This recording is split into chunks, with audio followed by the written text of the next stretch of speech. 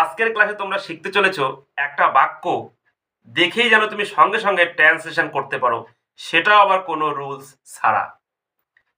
তবে রুলস বলতে একটাই থাকবে, সেটা হচ্ছে কি এসভিওপি। এটা তো সবারই মুখস্থ হয়ে গেছে আশা করা যায় যারা ক্লাস করছো। আর যে কোনো বাক্য যারা ট্রান্সলেশন করে, যারা দক্ষ ট্রান্সলেটর, তারা কিন্তু তিনটা নিয়ম জানে। সেটা কি কি?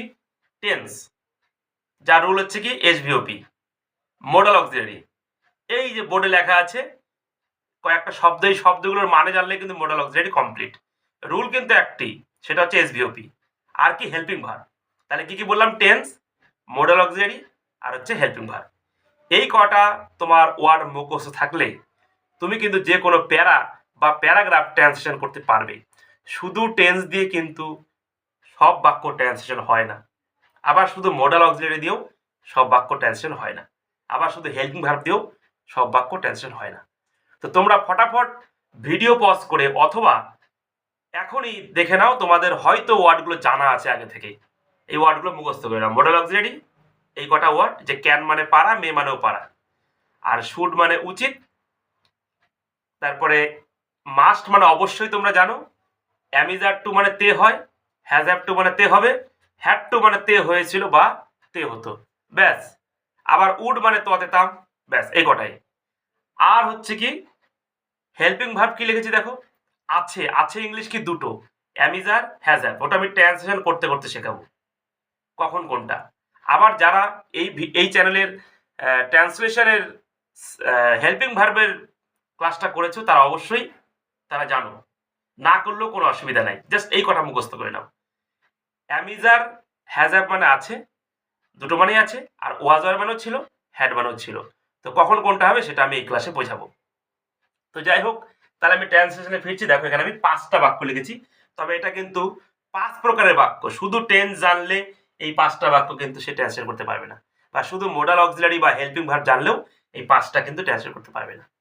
তো তোমরা যে কোনো বাক্য ট্রান্সলেশন কিভাবে করতে পারবে, মানে 3টাই জানতে হবে, তবেই তো অ্যাপ্লাই করা যাবে।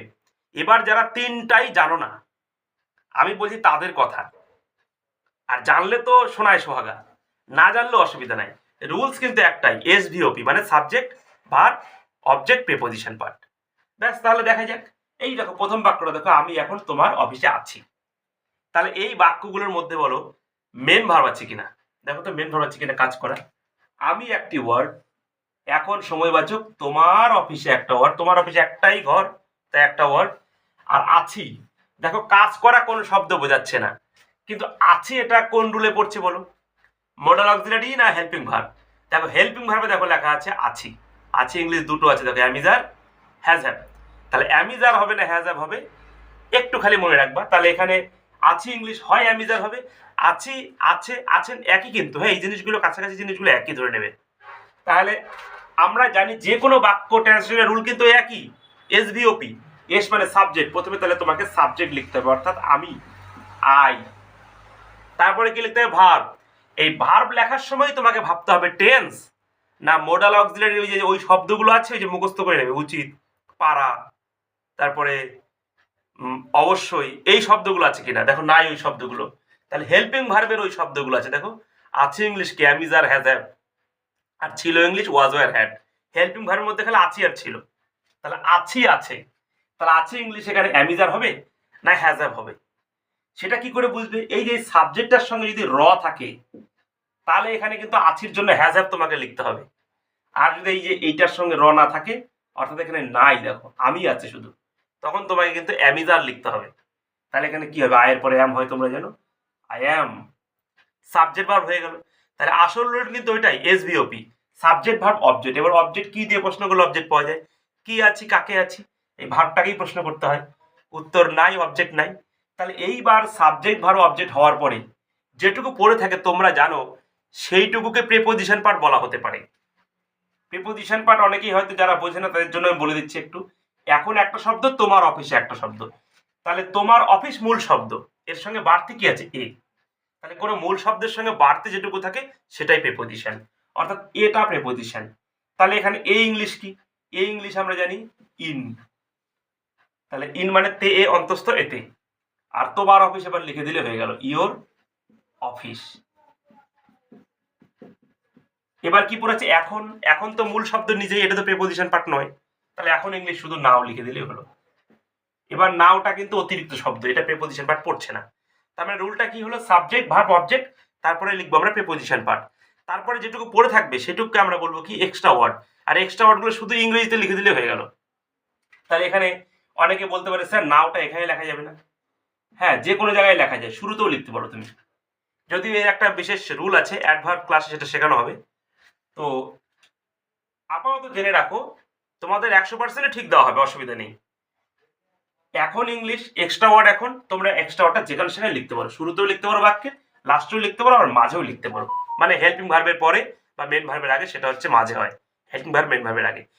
এইটা আমি একটু পরে আলোচনা করবো। যাই হোক, দেখো বাচ্চারা মাঠে আনন্দে চেঁচামেচি করে, তাহলে ট্রান্সলেশন করতে গেলে তোমাদের কিন্তু ভার্বটাকে চিনতে হবে। এখানে ভার্ব কোনটা, এই যে চেঁচামেচি করে, এটা হচ্ছে ভার্ব। তাহলে এই ভার্বটা কি, মেন ভার্ব, তাই না? তো এইটা কি মডাল অক্সিলারিতে পড়লো, মানে যে উচিত, পারা, এগুলো যুক্ত আসের সঙ্গে নাই, তাহলে মডাল অক্সিলারিতে হবে না, তার মানে ওগুলো আমি লিখবো না। এবার হেল্পিং ভার্বে দেখো তো আছে কিনা, আছে, ছিল, এগুলো নেই, তাহলে ওগুলো আমি লিখবো না। তাহলে এটা তাহলে আমরা ধরে নেবো টেন্স। তাহলে মডাল অক্সিলারির সঙ্গে যুক্ত হলো না, হেল্পিং ভার্বের সঙ্গে যুক্ত হলো না, তাহলে সেটাকে আমরা কি বলবো, টেন্স। তাহলে টেন্স হোক আর যেটাই হোক, রুল কিন্তু একই, সাবজেক্ট ভার্ব অবজেক্ট প্রিপোজিশন, অর্থাৎ এসভিওপি। তাহলে সাবজেক্ট প্রথমে কারা, কে কারা দিয়ে প্রশ্ন করে সাবজেক্ট পাবো আমরা বাচ্চারা। তাহলে বাচ্চারা ইংলিশ কি, দা চিলড্রেন, চিলড্রেন মানে বাচ্চারা, দা যেখানে শুনতে ভালো লাগবে সেখানে লিখে দিতে হয়। এবার সাবজেক্টের পরে কি, ভার্ব। তাহলে ভার্ব এখানে কোনটা, চেঁচামেচি করা, চেঁচামেচি করা ইংলিশ কি, শাউট, শাউট। এবার কি পড়ে আছে দেখো, কয়টা ওয়ার্ড পড়ে আছে, বাচ্চারা হয়ে গেল, চেঁচামেচি করা হয়ে গেল। এবার মাঠে একটা ওয়ার্ড, আর আনন্দ একটা মনের অবস্থা, এটা একটা ওয়ার্ড। তাহলে দুটি ওয়ার্ড পড়ে আছে, এই দুটির মধ্যে কোনটা কোনটা প্রিপোজিশন দেখো। দেখো মাঠ মূল শব্দ, মাঠের সঙ্গে এ বাড়তি আছে, তাহলে এখানেও প্রিপোজিশন আছে, এটা প্রিপোজিশন পার্ট। আবার দেখো আনন্দে, আনন্দ মূল শব্দ, এ বাড়তি আছে, তাহলে এটাও প্রিপোজিশন পার্ট। তাহলে দুটা প্রিপোজিশন পার্ট থাকলে কোনটা আগে লিখবো, এই ইংলিশের বাংলা মানে করতে করতে যাও, নিজেই বুঝতে হবে কোনটা আগে হওয়া উচিত।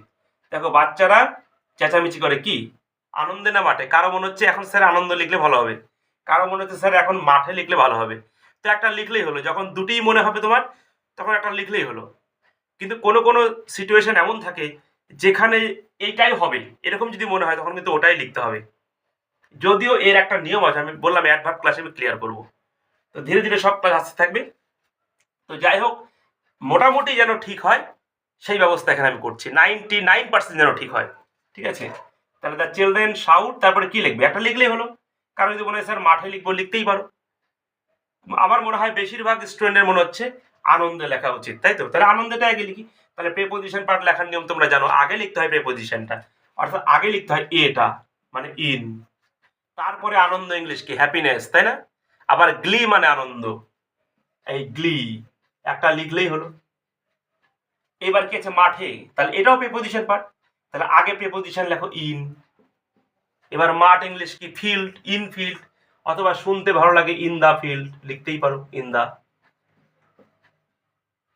এবার নেক্সট বাক্য দেখো, আমি বাংলা বাক্য ইংরেজিতে অনুবাদ করতে পারি, তাহলে এখানে ভার্ব কোনটা, কাজ করা কোনটা, এই অনুবাদ করতে পারি।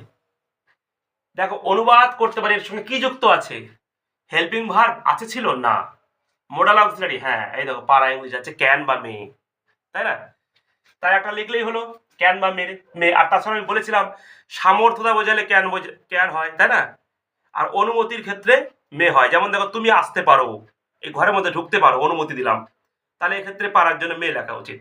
আর আমি সাইকেল চালাতে পারি, মানে কাজটা করতে পারি, ক্ষমতা আছে, আমার সামর্থ্যতা আছে, তখন আমরা ক্যান লিখি। তো যাই হোক, এখানে অনুবাদ করতে পারি কি, আমার ক্ষমতা আছে, সামর্থ্য আছে, অর্থাৎ এখানে ক্যান হবে, পারা ইংলিশ। তাহলে রুল কিন্তু একই, এসভিওপি মানে সাবজেক্ট ভার্ব অবজেক্ট। তাহলে সাবজেক্ট এখানে কি, আমি, আই, তারপরে কি ভার্ব। এবার ভার্ব আমরা জানি অনুবাদ করতে পারি, দেখো দুটি ভার্ব আছে, অনুবাদ করা হচ্ছে ট্রান্সলেট, আর পারা হচ্ছে ক্যান। তাহলে দুটো ভার্ব থাকলে কোন ভার্ব আগে লিখবে আমি একটু বলে দিচ্ছি। আগে সবসময় মনে রাখবা হেল্পিং ভার্ব মানে অক্সিলারি ভার্ব, হেল্পিং ভার্ব আর অক্সিলারি ভার্ব একই বলেছিলাম। হেল্পিং ভার্ব সবসময় আগে হয়, মেন ভার্ব সবসময় পরে হয়। তাহলে নিয়মটা কি বললাম, ভার্ব লিখতে গেলে আগে হয় হেল্পিং ভার্ব, তারপরে হয় মেন ভার্ব। তাহলে এখানে অনুবাদ করতে পারি, তাহলে আগে লিখবো পারি, তাহলে পারি ইংলিশ দুটো আছে, ক্যান আর মে, তাহলে কি লিখবো এখানে, ক্যান, সামর্থ্যতা বোঝাচ্ছি তাই ক্যান লিখবো। আর অনুবাদ করা মেন ভার্ব, এটা হচ্ছে ট্রান্সলেট। তাহলে এই হয়ে গেল আমাদের আমি অনুবাদ করতে পারি, অর্থাৎ সাবজেক্ট ভার্ব হয়ে গেল। এবার কি রুল? অবজেক্ট। তাহলে অবজেক্ট পেতে গেলে প্রশ্ন করো কি অনুবাদ করতে পারি? বাংলা বাক্য। কি অনুবাদ করতে পারি? বাংলা বাক্য। দেখো এইটুকু উত্তর আসছে। তাহলে বাংলা বাক্য ইংলিশে লিখে দিলে হয়ে গেল। তাহলে বেঙ্গলি সেন্টেন্স, বেঙ্গলি সেন্টেন্স। আচ্ছা, এইবার যেটুকু পড়ে থাকে সাবজেক্ট ভার্ব অবজেক্ট লেখার পরে যেটুকু পড়ে থাকে সেইটুকুকে কি বলা হয়? প্রিপোজিশন পার্ট বলা হয় বেশিরভাগ ক্ষেত্রে। তাহলে পড়ে আছে দেখো একটাই। তাহলে দেখো তো এটা প্রিপোজিশন পার্ট হবে কিনা। যদি প্রিপোজিশন পার্ট না হয় তাহলে আমরা এক্সট্রা ওয়ার্ড বলে চালিয়ে দেবো। আর এক্সট্রা ওয়ার্ড ইংলিশে লেখা খুবই সোজা, খালি ওই ওয়ার্ডটার ইংলিশ লিখে দিলে হয়ে যায়। তাহলে ইংরাজি তেটা বাড়তি আছে, এটা তাহলে প্রিপোজিশন পার্ট। এই পি লিখে দিলাম প্রিপোজিশন পার্ট। তাহলে প্রিপোজিশন পার্ট উল্টে লিখতে হবে, আগে লিখতে হবে তে ইংলিশকে ওই ইন মানেই তে এ অন্তস্থ হতে, তাই না? তাহলে ইন লিখলাম এখানে। আর ইংরাজি ইংলিশ তো ইংলিশ। তবে তে ইংলিশ আর একটা আছে, অ্যাট মানেও তে, ইনটু মানেও তে। আমি প্রিপোজিশন ক্লাসে এগুলো আলোচনা করব। যখন এক অবস্থা থেকে আর এক অবস্থায় বোঝাবে না তখন ইনটু লেখা উচিত, আর শুধু তে হলে ইন লেখা উচিত। তো ওই জন্য এখানে ইন না লিখে ইনটু লিখলে বেশি ঠিক হবে।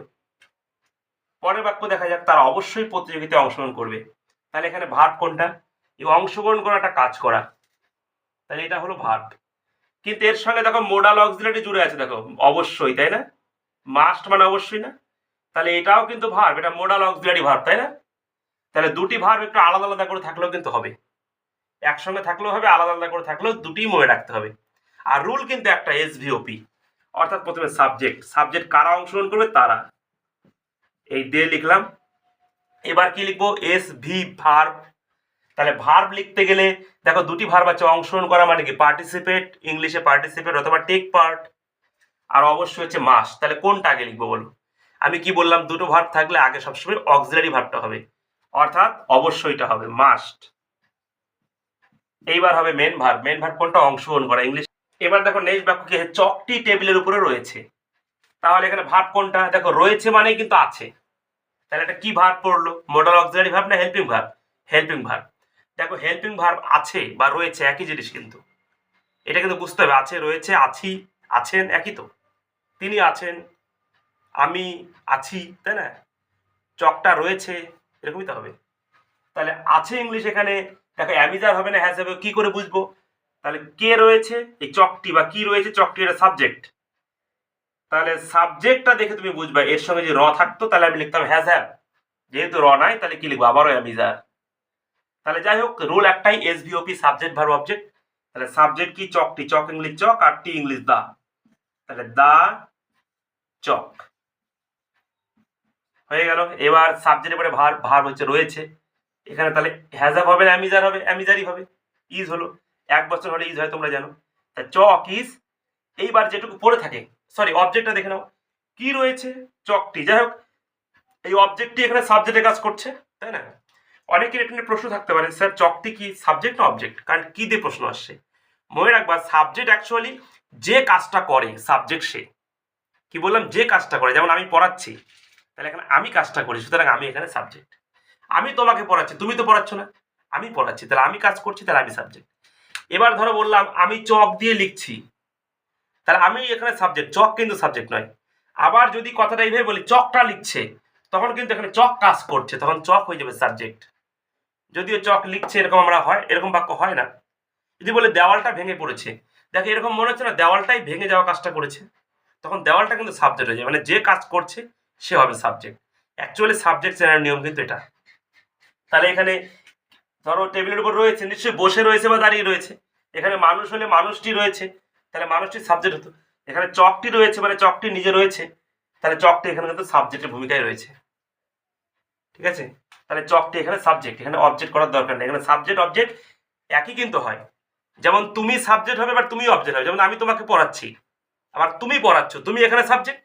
আর যখন বলছি আমি তোমাকে পড়াচ্ছি, তখন তুমি আর সাবজেক্ট হচ্ছে না, তখন আমি সাবজেক্ট হয়ে যাচ্ছি, মানে যে কাজ করছে সেই সাবজেক্ট। তার মানে সাবজেক্টই কখনো কখনো অবজেক্ট হতে পারে, কিন্তু আসল কথা কি সাবজেক্ট কোনটা? যে কাজ করছে সেই হচ্ছে সাবজেক্ট।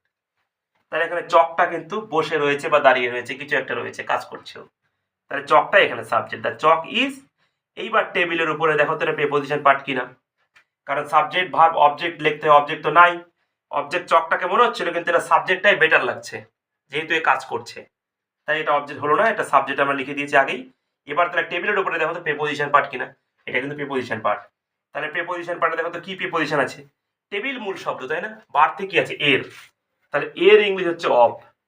আর উপরে এটাও কিন্তু বাড়তি আছে না, কারণ চকের টেবিলের উপরে তো একটা ওয়ার্ড আমরা করেছি, তাই মনে রাখতে হবে এটা কিন্তু একটা ওয়ার্ড, টেবিলের উপরে একটা ওয়ার্ড, এটা দুটো মনে হলেও কিন্তু একটা ধরতে হবে। হ্যাঁ, আর ওপরে ইংলিশ তোমরা জানো অন। তাহলে দুটো প্রিপোজিশন থাকলে সবসময় মনে রাখবা একটা প্রিপোজিশন লিখতে হয়। কোনটা লিখতে হয়, যেটা আলাদা করে বসে আছে সেটাকে লিখতে হয়, অর্থাৎ এটা কাটা যাবে। যেটা চিপকে থাকবে মানে জুড়ে থাকবে সেটা কিন্তু হবে না, যেটা আলাদা থাকবে সেই প্রিপোজিশনকে আমরা গুরুত্ব দান করবো, কারণ প্রিপোজিশন আমরা একটাই লিখবো। ঠিক আছে, তাহলে অন হচ্ছে উপরে, এটাকে প্রিপোজিশন ধরবো। তাহলে যাই হোক, রুলটা আবার বলছি, সাবজেক্ট ভার্ব অবজেক্ট তো নাই, এবার প্রিপোজিশন পার্ট লিখবো। আর প্রিপোজিশন পার্ট লেখার নিয়ে উল্টে লিখতে হয়, আগে লেখো প্রিপোজিশন অন, এইবার টেবিল লিখলে হয়ে যাবে। অফ কিন্তু লেখার দরকার নেই, অন টেবিল অথবা দা টেবিল লিখলে একটু ভালো হয়, অন দ্য টেবিল। ব্যাস, এখানে দেখো আমি শুধু টেন্স দিয়ে কিন্তু বাক্যগুলো করিনি। তাহলে tense, modal auxiliary, helping verb, তোমরা যখনই কোনো বাক্য ট্রান্সলেশন করবে তোমরা এই তিনটা জিনিস মাথায় রাখবে, tense, modal auxiliary, helping verb. তাহলে দেখবে যে কোনো বাক্য তুমি ট্রান্সলেশন করতে পারবে। এরপরে তোমরা কি ধরনের ভিডিও আমার কাছে আশা করো, তোমরা অবশ্যই আমাকে একটু সাজেস্ট করো। ভিডিওটা ভালো লাগলে অবশ্যই তোমরা একটা লাইক করে দিও, আর নতুন হলে এই চ্যানেলে সাবস্ক্রাইব করে দিও, বন্ধু বান্ধবের মধ্যে শেয়ার করে দিও, যেন তারাও এই চ্যানেল থেকে উপকৃত হতে পারে। তোমরা উপকৃত হলে তবেই আমার পরিশ্রম সার্থক হবে বলে আমি নিজেকে মনে করব। সবাইকে ধন্যবাদ।